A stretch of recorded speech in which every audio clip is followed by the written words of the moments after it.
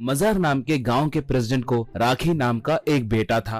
राखी बिना पढ़ाई किए गांव में आवारा घूमता रहता था। हर दम गांव वालों को कुछ ना कुछ कहते रहता था और ऊपर से वो बहुत बड़ा निकम्मा था। अगर उसे कोई कुछ कहे तो उनके धंधे के जैसे ही एक धंधा बिल्कुल उनके सामने ही शुरू करके उनके धंधे को बंद करने तक वो चुप नहीं रहता था। एक बार राखी अपने दोस्त जोगी और बाबू के साथ मिलके गोवा में एंजॉय करने के लिए ट्रेन में निकला।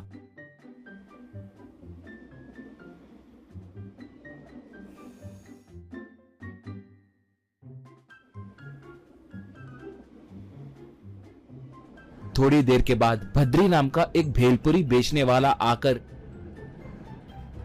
उन्हें भेलपुरी देकर पूरे मिला के 90 रुपए हुए हैं, कहा। राखी तब, ए जोकर, क्या तीनों को मिला के 90 रुपए हुए? यही हमारे गांव में सिर्फ 5 रुपए में मिलते हैं। दाम बहुत बढ़ाकर बोल रहे हो, मैं नहीं दूंगा, कहा। भद्री तब, देखो भाई, लगता है तुमने बाहर की दुनिया नहीं देखी। लगता है तुम जरूर व्यापारियों के पास ब्याज पे पैसे देकर आए दिन उनसे वसूल करने वाले हो, या बिना कोई काम धंधे के घूमने वाले आवारा हो, कहकर उसे दिए भेलपुरी को छीनकर चला गया। ये देखकर राखी गुस्से से आग बबूला हो गया। नो, मुझे अभी के अभी भेलपुरी बेचना है। उतना ही नहीं, अभी के अभी इसे सबक सिखाना है। मेरे झटके से ये 1 रुपया भी कमाए बिना खाली हाथ घर जाना है। उसका पूरा माल खराब होना चाहिए, कहा। जोगी तब, यार अच्छे से गोवा जाते वक्त ये सब जरूरी है क्या? छोड़ दो यार, वहाँ अच्छे से एंजॉय करेंगे। रोड पे जाते वक्त कुत्ते ने भौंका है, सोचो, कहा। राखी तब, हाँ वो कुत्ता ही है, उसने भौंका। मगर किस पे भौंका जानते हो? एक पागल कुत्ते के सामने भौंका।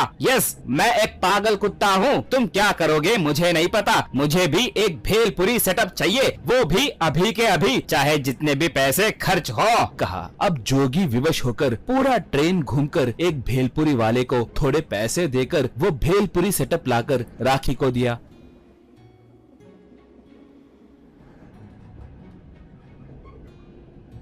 उसके बाद राखी भद्री के पीछे पीछे घूमते हुए भद्री भेलपुरी कहकर पुकारने लगा तो राखी पीछे से फ्री भेलपुरी कहकर उन्हें मुफ्त में भेलपुरी देना शुरू किया। इससे लोग भद्री के पास से भेलपुरी खरीदना छोड़कर राखी के पास से ही मुफ्त का भेलपुरी लेने लगे। ये देखकर भद्री, क्यों नाटक कर रहे हो क्या? देखो, ट्रेन में बेचने के लिए लाइसेंस की जरूरी होती है। अगर पकड़े गए तो तुम्हें पुलिस वाले धोएंगे। शराफत से चुपचाप साइड हो जाओ, कहा। इतने में ट्रेन एक स्टेशन में रुकी। ये देखकर राखी लोगों से, देखिए यात्री भाई, आपको मुफ्त में भेलपुरी देकर आपकी सेवा करने की सोचे तो ये निकम्मा कहीं का मुझे बेचने नहीं दे रहा है, इसलिए मैं अभी ट्रेन के ऊपर चढ़कर आपको मुफ्त में भेलपुरी दूंगा। आइए, इसके पास कोई मत खरीदिए, मेरे पास ही मुफ्त में खाइए, कम ऑन, कहा। ये सुनकर लोग तालियां बजाए। उसके बाद ट्रेन रुके। जब राखी ट्रेन के ऊपर चढ़कर बैठ गया, अब यात्री एक एक करके आकर उसके पास से मुफ्त में भेलपुरी लेकर जाने लगे। इतने में ट्रेन के शुरू होने से लोग वहां से चले गए।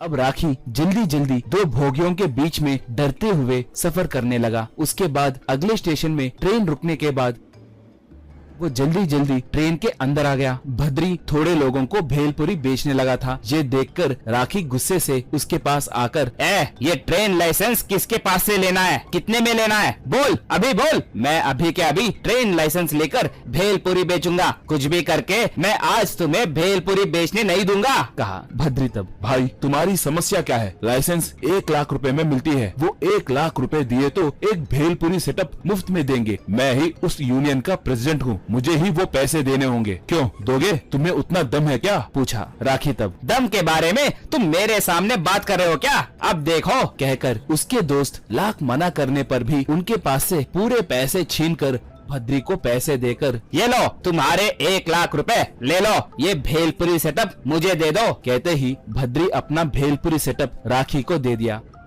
उसके बाद भद्री तुरंत ट्रेन के चेन को खींचा। इससे ट्रेन रुक गई।